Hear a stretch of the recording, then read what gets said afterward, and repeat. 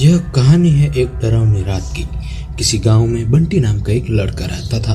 वह परीक्षा देने के लिए गुजरात जा रहा था। ठंडी का दिन था, चारों तरफ से कोहरा छाया हुआ था। आमने सामने भी कोई नहीं दिख रहा था। पूरे 15 घंटे के बाद वह गुजरात पहुंच गया। परीक्षा अगले दिन थी, इसलिए वह एक होटल में रहने के लिए सोचा। रात हो गई थी और कहीं भी उसे उसके बजट में सस्ता होटल मिल नहीं रहा था। काफी ढूंढने के बाद उसे एक सस्ता होटल मिला। वह उस होटल में एक कमरा बुक करवाया और जब वह कमरे में गया तो देखा कि कमरे के चारों तरफ जाले लगे हुए थे। ऐसा लग रहा था कि यह कमरा काफी सालों से बंद पड़ा था और कमरे में अंदर का माहौल एकदम डरावना और सुनसान लग रहा था। लेकिन उसने यह सब नजरअंदाज कर दिया और होटल से खाना मंगवाया और खा पी कर सोने चल दिया। जब वह सो रहा था तो लगभग रात के 1 बजे के करीब उसे किसी के पायल की खुखरू की आवाज सुनाई दी। वह रात बंटी तुरंत नींद से उठा और जल्दी से खिड़की के पास गया, ये पता करने के लिए कोई इतनी रात को किसकी पायल की आवाज सुनाई दे रही है और इस सुनसान रास्ते में आधी रात को कौन घूम रहा है, क्योंकि वहाँ होटल में बंटी और मैनेजर के अलावा कोई भी नहीं था। तो ये फिर किस औरत की पायल की आवाज सुनाई दे रही है। बंटी खिड़की पर काफी देर तक खड़ा रहा, लेकिन उसे कोई भी नहीं दिखाई दिया। फिर उसने अपने कमरे से मैनेजर को फोन किया और उसे बताया कि मुझे इतनी रात को कब से किसी के पायल की आवाज़ सुनाई दे रही है, आपको भी सुनाई दे रही है क्या? मैनेजर ने कहा कि सर ऐसी कोई बात नहीं है, आपको आवाज़ से ऐसा लग रहा होगा। वैसे भी ये जंगली इलाका है, यहाँ पर तो हल्की हवा भी तूफान जैसे लगती है। आप सो जाइए, ऐसी कोई बात नहीं है। बंटी मैनेजर की बात पर भरोसा करके फिर से सोने चला गया। कुछ देर बाद उसे दोबारा वही पायल की आवाज़ पहले से भी ज्यादा तेज सुनाई देने लगी। इस बार उसने अपने कमरे का दरवाज़ा खोला और सीधा होटल के बाहर देखने के लिए चला गया। जब वह बाहर आया तो देखा कि एक काफ़ी लंबी औरत है जो सफ़ेद साड़ी पहनी हुई थी। उसके काफ़ी लंबे बाल थे और चेहरा ढका हुआ था। वह अपने हाथ में एक नारियल लेकर होटल के चारों तरफ चक्कर लगा रही थी। ऐसा लग रहा था कि मानो अपने पायल की आवाज़ से किसी को बुला रही है।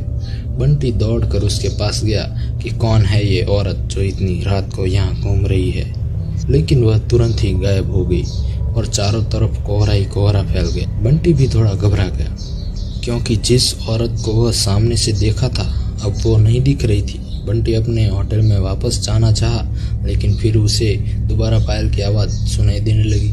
बंटी अब उसे ढूंढते हुए जंगल की ओर जाने लगा। चलते चलते वह अपने होटल से इतनी दूर आ गया कि उसे पता ही नहीं चला।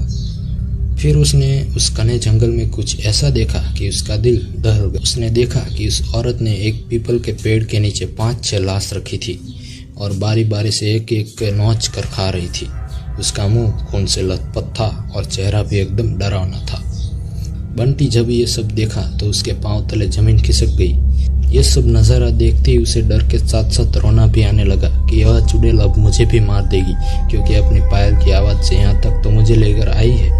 लेकिन उसने हिम्मत से काम लिया और हनुमान चालीसा पढ़ते पढ़ते धीरे से वहाँ से भाग गया ताकि भूत उसे देख ना ले। लेकिन भूत तो भूत होते हैं। बंटी जैसे ही वहाँ से भागने की कोशिश किया, वह चुड़ैल अचानक उसके सामने आ गई और उसे इशारों से अपने अड्डे पर ले जाने लगी जहाँ पर उसने लाशें रखी थी। बंटी हनुमान जी का जाप करते हुए इतनी तेजी से वहाँ से भागा कि मानो जैसे उसके अंदर किसी की शक्ति आ गई। भागते भागते सीधा वह अपने होटल वापस आ गया। वहाँ थोड़ी देर रुका तो उसे एक आदमी दिखाई दिया। उसे देखकर ऐसा लग रहा था कि ये अच्छा आदमी है। वह बंटी के पास आकर बोला, अरे भाई क्या हुआ तुम्हें, इतना डरे हुए क्यों हो? बंटी ने सारा किस्सा उस आदमी को सुनाया तो उसने बताया कि भाई तुम बहुत किस्मत वाले हो कि आज तुम बच गए। वो भूत किसी को भी नहीं छोड़ती और तुम इस होटल में क्या कर रहे हो? इसको तो बंद हुए काफ़ी साल हो गए। बंटी ने जब उस आदमी की इतनी बात सुनी तो उसके डर के मारे पसीने छूट गए। फिर वह आदमी बताने लगा कि इस होटल में बहुत साल पहले एक लड़की के साथ 4-5 लड़के उसका भयानक तरीके से रेप करके मार दिए थे। लड़की तो मर गई लेकिन किसी को भी नहीं छोड़ी और जो भी रात के समय इस रास्ते से गुजरता है सबको अपने कब्जे में कर लेती है और मार देती है। और कुछ दिन बाद इस होटल पर पुलिस का छापा पड़ा, तब से ये होटल बंद है। बंटी जब उस आदमी की पूरी बात सुना तो वह बहुत जोर जोर से रोने लगा, ये सोचकर कि आज मैं मर जाता। फिर वो आदमी बंटी को चुप कराया और बोला, चलो आज रात तुम मेरे घर रह लो, मेरा घर पास में ही है, डरो मत, अब मैं आ गया हूँ ना। बंटी उस आदमी को धन्यवाद किया और उसके साथ उसके घर चला गया और अपने आप से एक वादा किया कि आज के बाद वह भूल कर भी कभी भी अनजान जगह पर नहीं आऊँगा।